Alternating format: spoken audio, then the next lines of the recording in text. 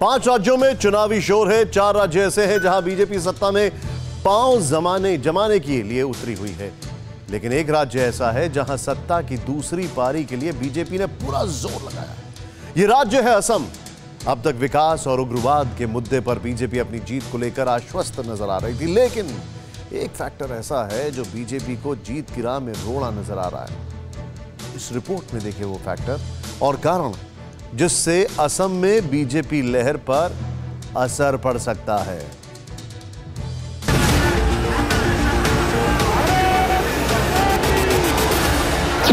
Congress party को आपका दिया हुआ एक वोट बदरुद्दीन अजमल को। आखिर असम चुनाव में अमित शाह के निशाने पर बदरुद्दीन अजमल क्यों है?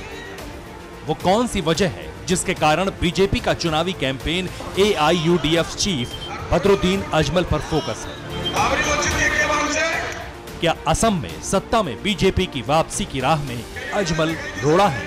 इस सियासत को समझने के लिए फ्लैशबैक में जाना होगा।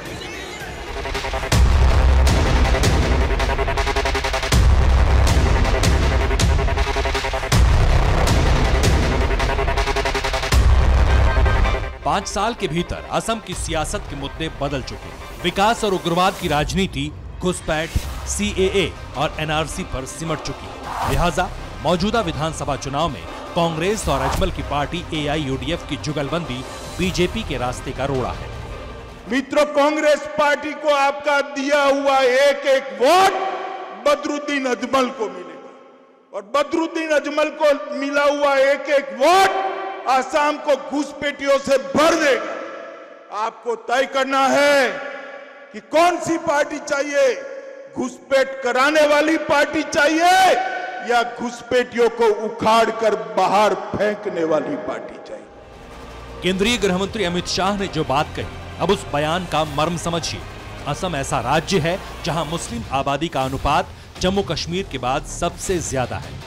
ऐसे में कांग्रेस और AIUDF के गठबंधन ने बीजेपी के सामने कड़ी टक्कर पेश की, क्योंकि असम में मुस्लिमों की आबादी 35% से ज्यादा है। पिछले विधानसभा चुनाव में मुस्लिम वोट बंट गए थे। AIUDF के साथ दूसरे दलों को भी मुस्लिम वोट मिले थे। हिंदू वोटर्स ने बीजेपी को वोट देकर बड़ी पार्टी बनाया था। पिछले चुनाव की तुलना में नए फॉर्मूले पर कांग्रेस और AIUDF की तरफ मुस्लिम वोटर्स के झुकाव के कयास लगाए जा रहे हैं। वहीं हिंदू वोट के बंटवारे की भी आशंका है। असम में मुस्लिम वोट का ध्रुवीकरण हो सकता है, जिसके केंद्र में AIUDF प्रमुख बदरुद्दीन अजमल है। लेकिन ऐसा क्यों? इसे भी बदरुद्दीन अजमल की शख्सियत से समझिए। बदरुद्दीन अजमल मुसलमानों के बीच बहुत लोकप्रिय हैं। उन्हें राजनेता के साथ मौलाना के तौर पर भी जाना जाता है। उन्हें पहले की सरकारों में किंग मेकर माना जाता रहा है। बदरुद्दीन अजमल NRC का विरोध करने वाले नेता हैं। यह वजह है कि ताजा सियासी समीकरण को देखते हुए बीजेपी बदरुद्दीन अजमल को सरकार बनाने की राह में बड़े रोड़े के तौर पर देख रही है और उन्हें तुष्टीकरण के साथ साथ घुसपैठ कराने वाले शख्स के रूप में पेश किया जा रहा है। हमने वादा किया था कि आप आसाम में एक बार भारतीय जनता पार्टी की सरकार बनाइए, हम आसाम को आतंकवाद से मुक्त करेंगे। मैं नाजीरा के लोगों को पूछना चाहता हूं, ये 5 साल में नाजीरा में गोली चलने की, आतंकवाद की कोई आवाज आई है क्या? जोर से बोलिए, आई है क्या? हमने कहा था आप भारतीय जनता पार्टी को सुनिए, सरकार बनाइए, हम आसाम को आंदोलन मुक्त करेंगे। नाजीरा में आंदोलन से युवाओं की मौत हुई है क्या? जोर से बोले, हुई है क्या? केंद्रीय गृह मंत्री अमित शाह ने असम में सरकार रिटर्न्स के लिए कांग्रेस और AIUDF पर करारा हमला बोला। पिछली सरकार के काम गिनाए, लेकिन फिर भी संशय के बादल मंडराते दिखे और इसका कारण है बदरुद्दीन अजमल। लेकिन उन पर लगे मुस्लिम तुष्टीकरण के आरोपों का जवाब भी सुन लीजिए। AIUDF पार्टी के अंदर हमारे पास कितनी मरतबा हमारे वर्किंग प्रेसिडेंट डॉक्टर आदित्य लांगतसा है, हमारे पास रोहा का जो गुनेश्वर दास है, गोपीदास बोकू में हमने MLA बनाया 5 साल के लिए। तो इस तरीके से और लोगों को हम लोगों ने बनाया। तो इस तरीके से हमने कभी भी ऐसा कुछ नहीं किया कि मुसलमानों को ही दे, हिंदू भाइयों को हम लोग साथ में लेके चले।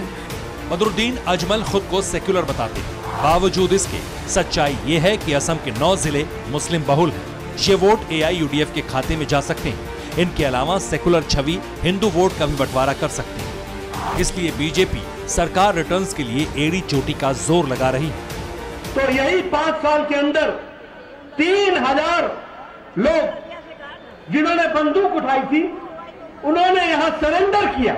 3000 लोग, और इसके साथ साथ लगभग 2300 लोग अरेस्ट हुए और लगभग 5000 ये जो असॉल्ट राइफल थी वो उन्होंने सरेंडर की। इस बार असम का चुनाव बीजेपी के लिए अहम इसलिए हो रहा है क्योंकि ये वक्त एक पार्टी के प्रभावी उभार का आधार बन सकता है। कांग्रेस के मुकाबले पिछले आंकड़े देखें तो बीजेपी ज्यादा मजबूत है, लेकिन AIUDF बीजेपी के ताजा तरीन गढ़ में सेंधमारी कर सकती है।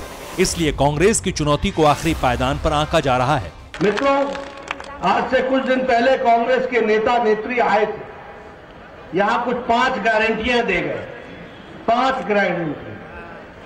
मित्रों, कांग्रेस के पास एक ही गारंटी है, एक ही गारंटी। और क्या है वो गारंटी? कि जहां आएंगे वहां घोटाला करेंगे। एक ही गारंटी। मिशन है उनका, मिशन फॉर कमीशन। बीजेपी का असम में झंडा तो बुलंद है, लेकिन अब परीक्षा कठिन होती जा रही है। हालांकि ये अभी से तय है कि जीत और हार के मुहाने पर अप्रत्याशित नतीजे देखने को मिलेंगे, लेकिन सियासी समीकरण किस मुहाने पर किस पार्टी को लेकर जाएंगे, ये चुनाव के परिणाम ही बताएंगे। Bureau report, TV9 Bharatvarsh. परवाह देश की, सोमवार से शुक्रवार रात 10 बजे TV9 भारतवर्ष पर।